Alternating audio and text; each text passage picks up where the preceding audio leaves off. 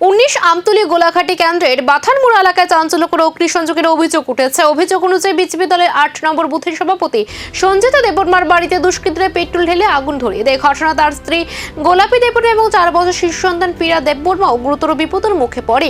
পরিবারের দাবি, প্রাণ বাঁচাতে সঞ্জিত দেববর্মা স্ত্রী ও সন্তানকে নিয়ে অগ্নিদগ্ধ অবস্থায় ঘর থেকে বেরিয়ে জঙ্গলের দিকে পালিয়ে যান। এর ফলে অল্পের জন্য প্রাণে রক্ষা পান তারা।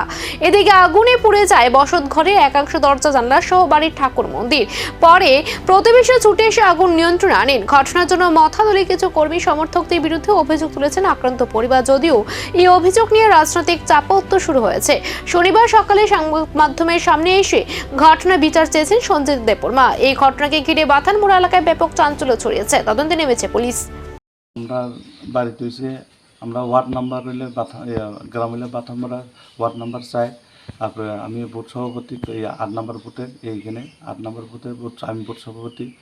তারপরে আমার কালকা যে রাত্রে ঘটনা 7টা সাড়ে 7টার দিকে হইব, সামনে পিছন দিয়ে আমার গেটটা এমনি বাইরেতে শেষ। বাইরের পরে আমিও একটু আমার 4 বছরের বাচ্চা আছে, বউ আছে, আমার লই আমরা বাগছি। আর বাগছি পরে দেখি আমার বাড়িতে পেট্রোল দিয়ে পুরা পেট্রোল দিয়ে আর ঠাকুর ঘর সবটি পুরাই দিয়ে লাইছে।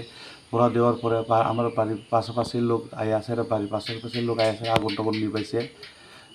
নিবার পরে তারপর আমি তো রাত্রে বাইকে রয়েছি, সকালবেলা আইসি, আর পুলিশেও আসেনি, এটা তো আর জানি না আমার।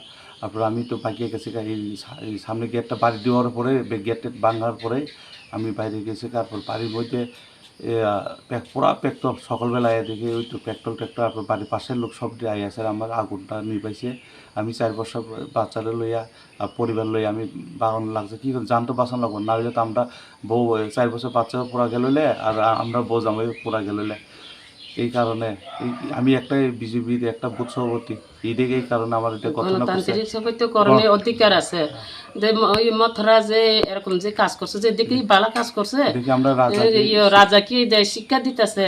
হ্যাঁ, আমরা মারানোর লাগে নি করছে এটা। হ্যাঁ, এটা কি জাতিগতা, এটা এটা মারানোর অবস্থা করছে। তো আমরা যে কষ্ট হয়েছে, আমরা কালকা বাচ্চা লইয়া, আমরা হাজবেন্ড লইয়া, আমরা কোন সময় আগুন লাগাই তারা মারা লিলে, আমরা কষ্ট করে বাঁচছি। এই কারণে এখন এই কাহিনীটা লই এখন আমরা কইতে চাই যে আমরা রাজা কইছে, রাজা যে আমরা তো গণতান্ত্রিক দেশ, ঠিক আছে।